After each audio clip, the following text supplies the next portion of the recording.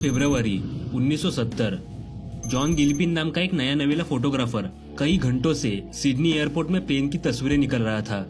लेकिन उसको नहीं पता था कि उस दिन वो एक ऐसी तस्वीर खींचने वाला है जो कि इतिहास के पन्नों में दुनिया की सबसे दुर्लभ तस्वीरों में से एक होने वाली है। वो देखता है कि जापान एयरलाइन का plane Douglas DC-8 take off कर रहा था। फोटोग्राफर एक के बाद एक प्लेन की अच्छी तस्वीरें खींचने की कोशिश करता है। न ही उसका ध्यान था कि उसने क्या तस्वीरें ली है, न ही वो देख पा सकता था, क्योंकि कैमरा पुराने जमाने का होने के कारण कैमरा रोल से फोटो प्रिंट होने में वक्त लगता है। इसी वजह से वो घर जाने के लिए रवाना होता है। एक हफ्ते बाद जब फोटोज प्रिंट होके आती है तब वो फोटो चेक करना शुरू कर देता है और एक फोटो देख के उसके होश ही उड़ जाते हैं। वो देखता है कि एक बंदा चलते प्लेन से नीचे गिर रहा था। ये बंदा था 14 साल का कैथ सैप्सफोर्ड, सिडनी ऑस्ट्रेलिया का रहने वाला। कैथ बचपन से ही बहुत शरारती था।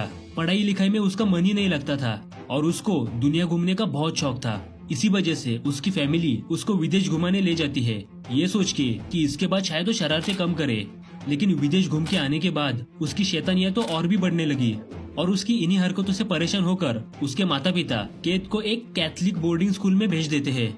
एक ऐसा बोर्डिंग स्कूल जो कैथ जैसे शैतान बच्चों को डिसिप्लिन सिखाकर सरल कर सके। और ये चीज 14 साल के कैथ को बिल्कुल मंजूर नहीं थी। इसी वजह से सिर्फ 2 हफ्ते बाद ही कैथ बोर्डिंग स्कूल से भाग जाता है। सिडनी जैसे बड़े शहर में कैथ के पास ना ही पैसा था, ना ही खाने को खाना, यहाँ तक कि उसके पास बदलने को कपड़े भी नहीं थे।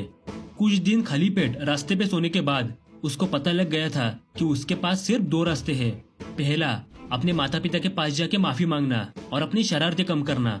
लेकिन अगर उन्होंने माफ नहीं किया तो वो उसको फिर से बोर्डिंग स्कूल भेज देंगे और ऊपर से डांट पड़ेगी वो अलग। इसी वजह से वो दूसरा रास्ता आजमाता है और वो था अपने दुनिया घूमने का सपना पूरा करना। लेकिन बगैर पैसों के ये कैसे होगा? तभी कैथ को याद आता है उसके पिता ने उसको स्पेन के एक बच्चे के बारे में बताया था जो कि प्लेन के पहियों को पकड़कर दूसरे देश जाने की कोशिश कर रहा था। लेकिन वो बच्चा पहिए को ठीक से पकड़ नहीं पाया और गिर के उसकी मौत हो गई। लेकिन कैथ ने तय किया कि वो पहिए को पकड़ने की बजाय जहाँ पे पहिए रखने का कंपार्टमेंट होता है वहाँ से सफर तय करेगा। इसी वजह से वो सीधा सिडनी एयरपोर्ट चला जाता है। 1970 साल में सिक्योरिटी बहुत कम होने के कारण कैथ सिर्फ फेंस कूदकर रनवे तक पहुंच पाया और वो देखता है उसके सामने डगलस DC-8 प्लेन था जो कि रनवे में टेक ऑफ करने के लिए रेडी हो रहा था और उसके पहिए का कंपार्टमेंट भी खुला था। इसी वजह से बिना सोचे समझे कैथ उस कंपार्टमेंट में जाके छुप जाता है। लेकिन इस कंपार्टमेंट में सफर करना इतना आसान था नहीं। पहली बात तो वहाँ पे कोई लाइट नहीं होती। अगर आपने अपने हाथ पैर गलत जगह पे रखे तो प्लेन के पहिए प्लेन के अंदर जाते वक्त आपको कुचल सकते हैं। इसके अलावा पहिए रखने का कंपार्टमेंट बिल्कुल भी इंसुलेटेड नहीं होता। इसी वजह से जैसे जैसे प्लेन ऊपर चला जाता है वैसे वैसे वहाँ पे ठंड बढ़ने लगती है और बढ़कर -63 डिग्री पे पहुंच जाती है। इतनी ठंड तो अंटार्कटिक में भी नहीं होती। इसी वजह से आपको हाइपोथर्मिया होके आपकी जान भी जा सकती है। इसके अलावा ऊंचाई पे कम ऑक्सीजन होने के बदौलत इंसान बेहोश हो जाता है और प्लेन टेक ऑफ करने के बाद से लैंड होने तक आप ज्यादातर वक्त होश में ही नहीं रहते। इतना ही नहीं, पहिए का कंपार्टमेंट इंजन के पास होने की वजह से आपको हर वक्त जोर से जेट इंजन की आवाज सुनाई देती है। ये इतना जोरदार होता है कि आप उससे बहरे भी हो सकते हो। इतनी सारी समस्या होने के बावजूद कैथ अपने दुनिया घूमने की जुनून को नहीं रोक पाया। उसको तो ये भी नहीं पता था कि जिस प्लेन में वो बैठा था वो ऑस्ट्रेलिया से 8000 किलोमीटर दूर जापान जा रहा है। कुछ वक्त कंपार्टमेंट में बैठने के बाद कंपार्टमेंट बंद हो जाता है और प्लेन टेक ऑफ करना शुरू कर देता है। कैथ को लगने लगा कि उसका प्लान कामयाब हो गया। लेकिन जैसे ही प्लेन थोड़ा सा ऊपर जाने लगा वैसे ही वहाँ पे ठंड बढ़ने लगी। कैथ ने सिर्फ कपड़ों के नाम पे टी-शर्ट्स और शॉर्ट्स पहने थे तो वो ठंड से कांपने लगा। लेकिन ये तो सिर्फ शुरुआत थी। एक बहुत ही बड़ी प्रॉब्लम उसका इंतजार कर रही थी।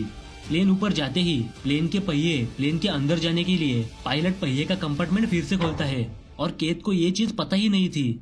जैसे ही कंपार्टमेंट का दरवाजा खुलता है कैथ 200 फीट की ऊंचाई से और 300 किलोमीटर की रफ्तार से नीचे गिरता है और ये चीज जाने अनजाने फोटोग्राफर जॉन गिलपन अपने कैमरे में कैद करता है।